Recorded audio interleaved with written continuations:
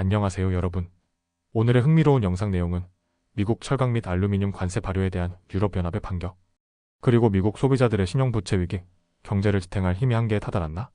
에 관한 것입니다. 우선 좋아요 버튼을 누르고 채널 구독 및 알림 설정 또 잊지 마세요. 여러분의 관심과 지지가 저희에게 큰 힘이 됩니다. 첫 영상은 미국과 유럽연합 간의 새로운 무역 갈등에 대해 알아보겠습니다.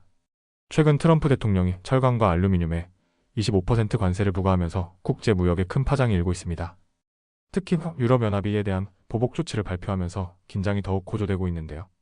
이번 조치가 어떤 의미를 가지며 앞으로 어떤 영향을 미칠지 차근차근 설명해 드리겠습니다. 트럼프 대통령은 지난달 모든 수입 철강과 알루미늄에 대해 25%의 관세를 부과한다고 발표했습니다. 이 조치는 미국 산업을 보호하고 자국 내 철강 및 알루미늄 생산을 활성화하기 위한 것이라고 밝혔는데요. 하지만 캐나다를 포함한 주요 무역 파트너국들은 이 조치가 부당하다며 강하게 반발하고 있습니다. 특히 캐나다는 미국이 가장 많은 철강과 알루미늄을 수입하는 국가인데요. 트럼프 대통령은 온타리오주가 미국으로 수출하는 전기에 25%의 추가 세금을 부과하겠다고 발표하자 캐나다산 철강에 대한 관세를 50%로 2배로 인상하겠다며 강경 대응에 나섰습니다.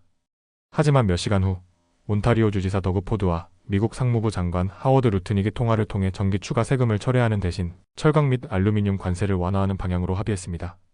미국의 관세 부과에 대해 유럽연합도 가만히 있지 않았습니다.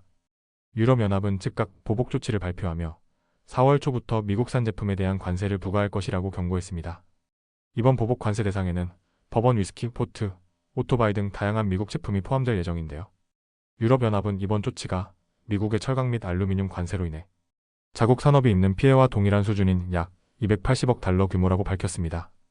또한 4월 중순에는 추가 관세 조치도 발표될 예정이라면서 강경한 입장을 보이고 있습니다. 이번 무역 갈등으로 인해 미국 증시는 큰 타격을 입었습니다.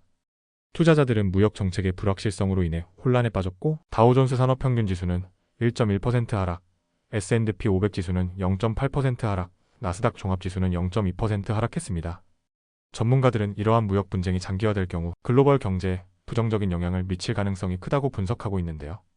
특히 자동차 제조업체와 금속산업 기업들은 큰 피해를 입을 것으로 예상됩니다. 트럼프 대통령은 이번 철강 및 알루미늄 관세에 대해 예외나 면제를 줄 생각이 없다는 입장을 고수하고 있습니다. 실제로 그는 소셜미디어를 통해 캐나다가 철강 관세를 철회하지 않으면 미국으로 수입되는 자동차 관세를 대폭 인상하겠다고 경고하기도 했습니다. 캐나다의 차기 총리로 유력한 마크 카니는 트럼프 대통령의 이번 조치를 캐나다 경제에 대한 직접적인 공격이라고 강하게 비판했는데요. 캐나다는 미국에 대한 전력 공급을 차단하는 방안을 고려 중이라며 맞대응을 예고했습니다. 이번 미국과 유럽연합 그리고 캐나다 간의 무역 갈등은 단순한 경제 문제가 아니라 국제 정치적 긴장까지 고조시키고 있습니다.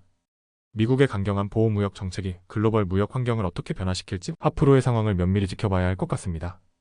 다음 영상은 미국 경제의 핵심 동력인 소비자들의 신용부채 문제에 대해 이야기해보겠습니다.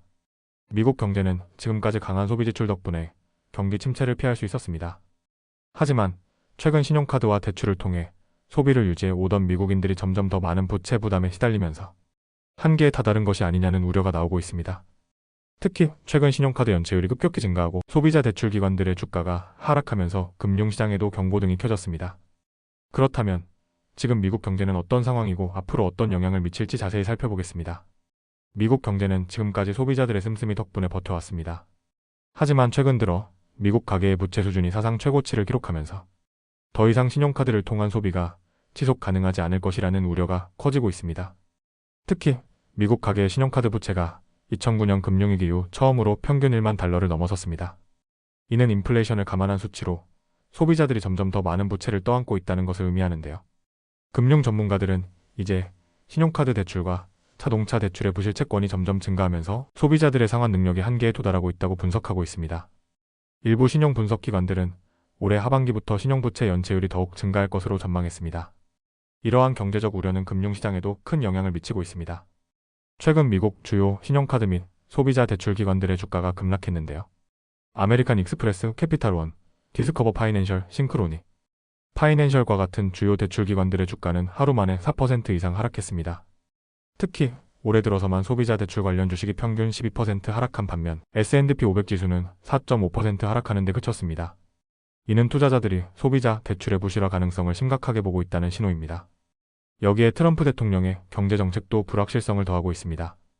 트럼프 대통령은 최근 철강 및 알루미늄에 대한 관세를 부과하면서 무역 갈등을 심화시키고 있는데요. 이로 인해 기업들의 생산 비용이 증가하고 소비자들이 더 높은 가격을 부담하게 되는 구조가 만들어지고 있습니다. 또한 정부 지출을 줄이려는 움직임도 경기 둔화를 가속화할 가능성이 큽니다. 최근 재무부 장관은 미국 경제가 정부 지원에 대한 해독 기간이 필요하다고 언급했는데요. 이는 정부 지출을 줄이면서 소비자들이 더욱 어려운 환경에 처할 수도 있다는 의미로 해석됩니다. 이처럼 정부 정책이 시장과 소비자 심리에 미치는 영향이 커지면서 투자자들은 더욱 신중한 태도를 보이고 있습니다. 흥미로운 점은 신용부채 문제는 저소득층뿐만 아니라 고소득층에서도 나타나고 있다는 점입니다. 최근 신용분석기관이 발표한 자료에 따르면 연소득 15만 달러 이상의 고소득자들 사이에서도 신용카드 연체율이 2배 이상 증가했습니다. 물론 고소득층의 연체 비율은 여전히 낮은 편이지만 이들이 부채 부담을 느끼고 있다는 점은 시장 전체의 중요한 신호입니다. 그만큼 소비자 전반의 금융 스트레스가 높아지고 있다는 것을 의미하기 때문입니다.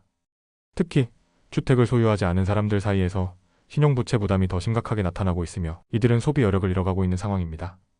현재 미국 경제는 소비자들이 부채 부담으로 인해 소비를 줄일 위험에 직면해 있습니다. 미국 연방준비제도의 조사에 따르면 응답자들은 향후 3개월 동안 최소한의 부채 상환도 어려울 확률이 14.6%에 달한다고 답했으며 이는 2020년 이후 가장 높은 수준입니다. 전문가들은 향후 몇 달간 소비 지출이 급격히 감소할 가능성이 있으며 이는 경제 성장에 직접적인 타격을 줄 것으로 전망하고 있습니다. 특히 신용카드와 자동차 대출 연체율이 증가하면서 대출기관들의 손실이 커지고 이는 다시 금융시장에 악영향을 미칠 수 있습니다. 현재 미국 경제는 소비자들의 부채 부담 증가와 금융시장의 불확실성이 겹치면서 경기 둔화 가능성이 커지고 있습니다. 소비자들의 씀씀이가 줄어들면 경제 성장이 둔화될 수밖에 없는데요.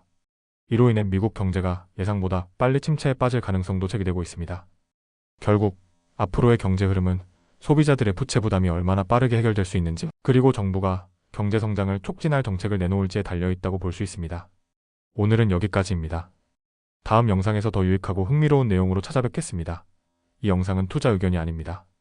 매우 감사합니다.